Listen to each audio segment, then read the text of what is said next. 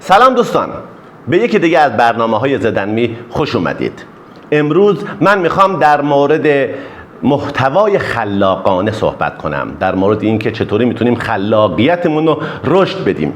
ایده این اپیزود رو شایان بهم داد. چند روز پیش ما یک دیالوگ با هم داشتیم در مورد پیج شایان که حالا چرا محتوات اینجوریه یا چرا رشد نمی‌کنی. شایان صحبتی کرد که حالا گوش کنید.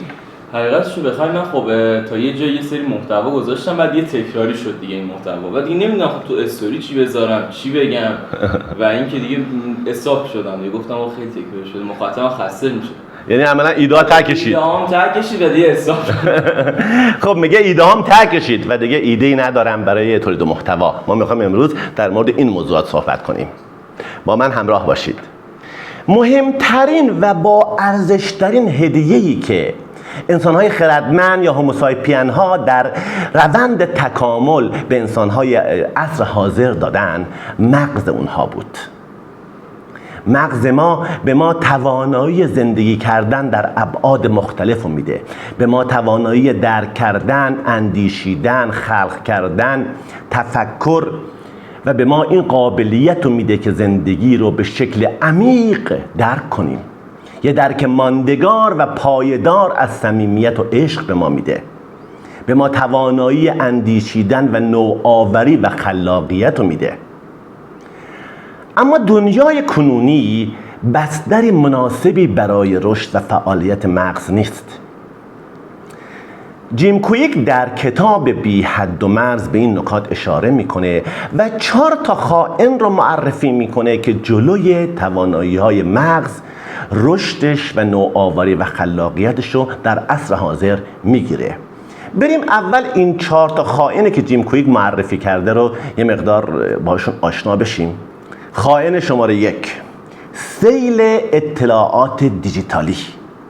ما در دنیای هستیم که سیل انبوه اطلاعات از طریق فضای مجازی به سمت ما جاری میشه و در یک زمان محدودی که ما برای زندگی داریم، این سیل اطلاعات، این ایده ها و این دنیاهای مختلفی که در دنیای مجازی میبینیم باعث اضطراب میشه، باعث دستپاچگیمون میشه، باعث میشه که یه مقدار از اون توانایی فکر کردن، توانایی خلق کردن در ذهن ما کاسته بشه به علت این انبوهی از اطلاعاتی که روزانه از طریق فضاهای مختلفی که در آنلاین هست به سمت ما هجوم میارند.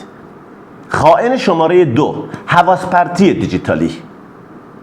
فوران لذت لحظه‌ای حاصل از تولید دوپامین در مغز ما به خاطر اطلاعات و محتواهای دیجیتالی جایگزین توانایی کار کردن عمیق ما، روابط عمیق، تفکر عمیق شده. من اینجا یه مثالی بزنم، احتمالاً این مثال همه شما تو زندگیتون داشتین. اخیراً یه جایی بودم توی سخنرانی مهمی نشسته بودم و داشتم اینو گوش میکردم. یکی از دوستانم کنارم بود. تقریباً حدوداً نیم ساعت این سخنرانی طول کشید. شاید بگم این دوست من 100 بار در این نیم ساعت گوشیشو برداشت و چک کرد، گوشیشو برداشت نوتیفیکیشناشو چک کرد. خب دقت کنین، احتمالاً همه شما چنین تجربه دارین. یک کاری رفتین، یک کار مهم یا یک جلسه یا یک آموزشی دارید میبینید، در خلال اون کار یه سری گوشی رو چک میکنید. چک کردن این گوشی برای چک کردن که چی اومده چی نیومده، این چک کردن گوشی به عبارت یه مرضیه که باعث حواس پرتی میشه و این حواس پرتی جلوی عمیق، یادگیری عمیق یا کار کردن عمیق رو میگیره. این شد خائن شماره 2. خائن شماره 3، فراموشی دیجیتالی.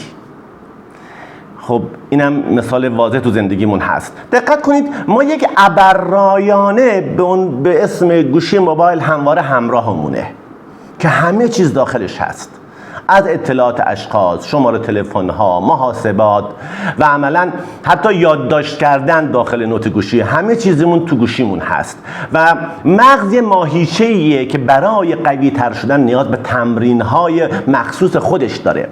اگه ما باشگاه بدنسازی میریم که یک عضله رو رشد بدیم، مغزم نیاز به تمرین داره، اما تمرین اون تمرینای ذهنیه و عملا در دنیای دیجیتال کنونی چنین تمرین‌های بسیار کم شده.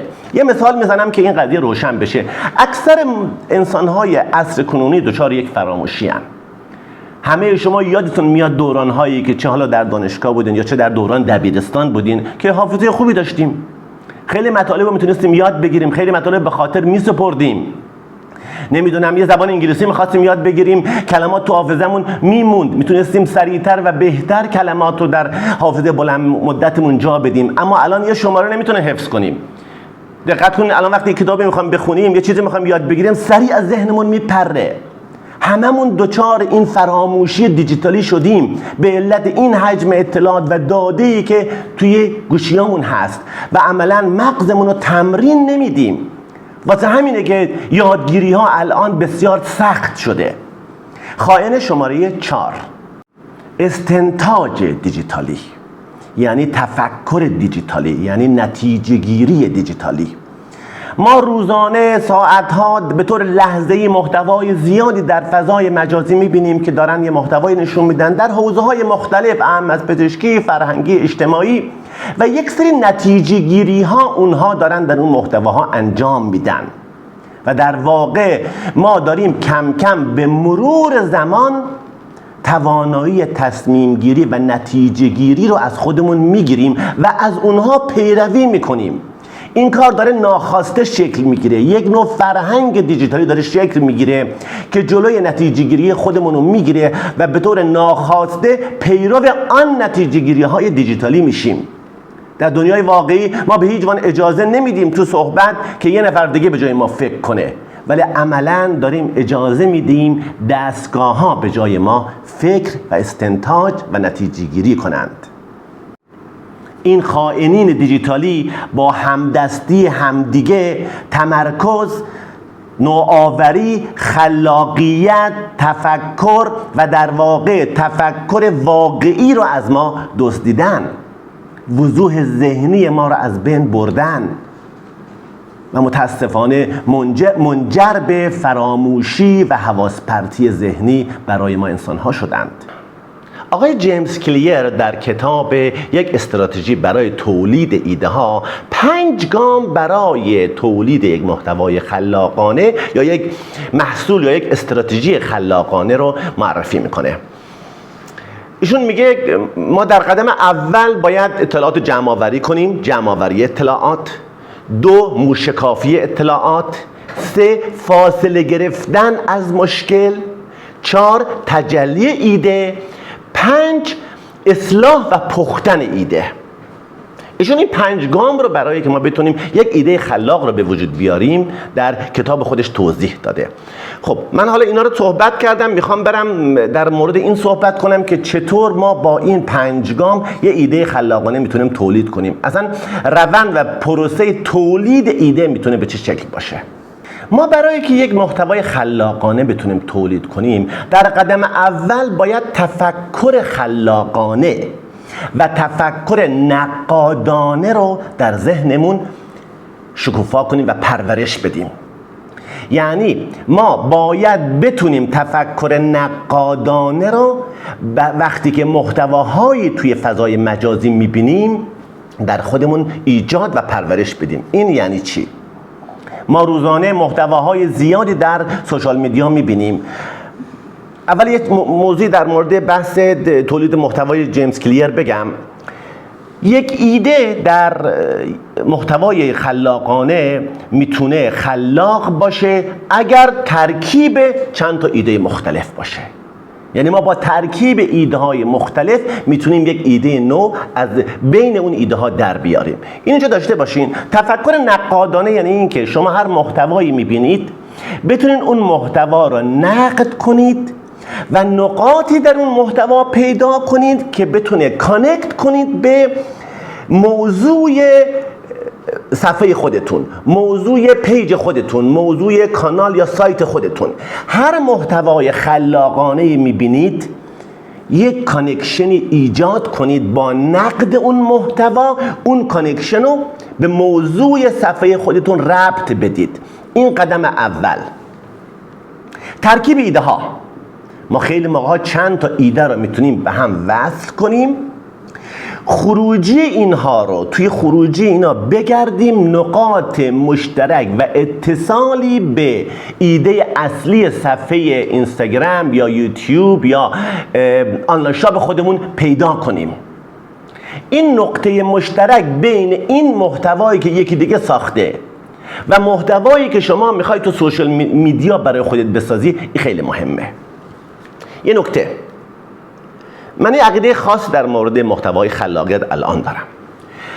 روزانه به شکل لحظه‌ای حتی در فضای سوشال میدیا، چه یوتیوب، چه اینستاگرام، چه تیک تاک، محتوا هزاران و چه بسا میلیون ها محتوا ساخته میشه. عملاً من نیازی به تولید یک ایده خاص برای صفحه خودم اصلا نمیبینم. من اعتقاد دارم نگاه کردن به این محتواهای مختلف و پیدا کردن نقطه اشتراک هدف اون ایده با موضوع صفحه خودم و تهیه و یعنی پرفورمنس اجرای اون ایده به سبک و سیاق شخصی خودم، عملا یعنی شخصی سازی یه ایده‌ای که توی یه فضای مجازی میبینم، یک ایده یا ترکیب چندین ایده به روش اجرایی یونیک و شخصی خودم میتونه یک ایده خلاقانه به وجود بیاره. امروزه دیگه نیازی نیست که ما بشینیم ساعتها و روزها برای خلق یک ایده فکر کنیم. تا موبایل باز میکنه هزاران ایده تو پلتفرم‌های مختلف میبینید. فقط تفکر نقادانه. چیزی که اینجا شما باید انجام بدید یک نقطه اشتراک، یه وجه اشتراک بین اون اجرا و موضوع اصلی صفحه خودتون و ساختن نحوه اجرای اختصاصی و یونیک شما. یادتون باشه که شما در صفحه خودتون یونیک هستید، منحصر به فرد هستین. هر شخص در دنیا یه شخص منحصر به فرده، یا یه شخص یونیک و انحصاریه. شما هر کاری که انجام میدید اگر به سبک خودتون باشه، شما یه محتوای جدید ساختید. نکته مهم در تقلید یا به عبارت اکثر کسایی سوشال کار میکنن اسکی رفتن از ایده های بقیه اینه که شخص میاد اون محتوا رو به سبکی که اون بلاگر، واینر، یوتیوبر اجرا کرده میاد اجرا میکنه. در محتوای خلاقانه ما نوع ایده رو زیاد بهش کار نداریم. شما ایده رو از هر جا میتونی بگیری، چه از مغز خودت، چه از اکسپلور کردن در داخل فضای مجازی. یه ایده یک نفر دیگه اجرا کرده، ایده رو میگیرید. نقاط مشترک این ایده رو با صفحه خودتون بولد میکنید یا با هدف پیج خودتون بولد میکنید. اما اینجا نکته مهم فقط در این قسمته. اگر بتونید پرفورمنستون رو، اجرای اون ایده رو در صفحه خودتون به شکل یونیک و خاص و سبک خودتون اجرا کنید، اون یک محتوای جدیده. اشخاص میان نحوه اجراشون هم عین ایده آقای ایکس توی نمیدونم یوتیوب میکنن یا توی تیک تاک یه موضوعی میگیرن، عین اون میان اجرا میکنن. ایده یک موضوع در محتوا هست، پرفورمنس و اجرا یه موضوع کاملا متفاوته. ما یا میتونیم ایده رو خودمون خلق کنیم یا نه ایده رو از یک محتوای دیگه بگیریم، نقطه اشتراکشو در بیاریم، اما این نصف کاره. اگر شما روش اجراتون هم دقیقا همون باشه، این محتوا اصلا محتوای جالبی نیست و اصلا این ریت نمیگیره. اما شما وقتی که پرفورمنس خودتون رو به شکل انحصاری خودتون اجرا میکنید، این محتوا جدید میشه، این محتوا خلاقانه میشه. برین انجام بدید. یادتون باشه تفکر نقادانه، پیدا کردن نقاط اتصال و اشتراک و کانکشن بین اجرای اون ایده با موضوع اصلی صفحه خودتون، اما نکته مهم اجرای خلاقانه شماست. و در نهایت بزرگترین خلاقیت انجام کاره. اگر شما کارتون رو توی سوشال میدیا تو هر پلتفرمی شروع بکنید، نصف خلاقیت رو انجام دادید، چون شروع کار نصف خلاقیته.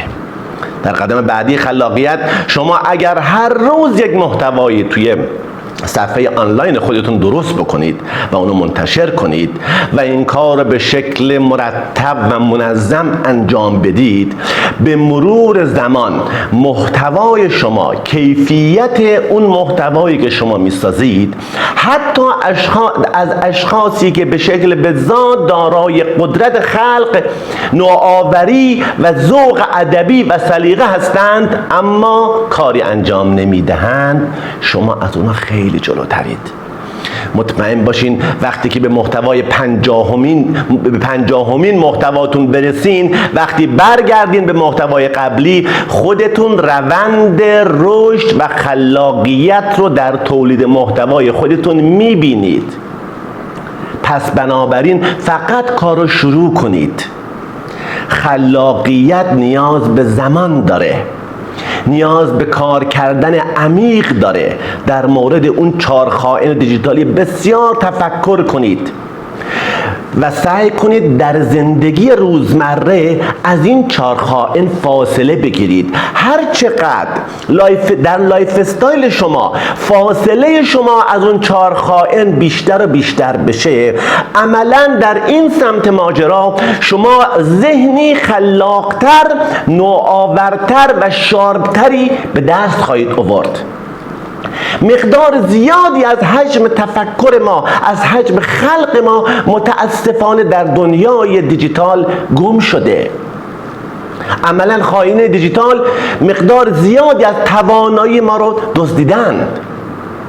پس بنابراین هرچه کمتر در زندگی شخصیمون اون خائنین دیجیتالی کم رنگتر بشن، چک کردن موبایل در حین کارمون، مخصوصا این چک کردن موبایل، وقتی من کار عمیق میخوام انجام بدم، یه مطالعه عمیق میخوام انجام بدم، یه محتوای عمیق میخوام تو دیجیتال یاد بگیرم، این حواس پرتی دیجیتال، اون خائنین هرچی اینا کمتر بشن، شما عمق یادگیریتون و عمق خلقتون نوآورانه تر میشه. یه جمله نهایی: مطالعه کتاب، نه که پادکست گوش کنم یا از توی موبایل بخونم، نه خیر، کتاب فیزیکی به شدت توصیه میکنم در برنامه زندگی روزانه تون یه تایم اختصاص بدین به کتاب خوندن. کتاب خوندن شما را از اون خائن دیجیتالی دور میکنه و به مغز شما زمان برای استراحت و تفکر عمیق میده و این چیزیه که برای خلاقیت در قدم اول نیاز دارید. روزگار خوش. ادیوس.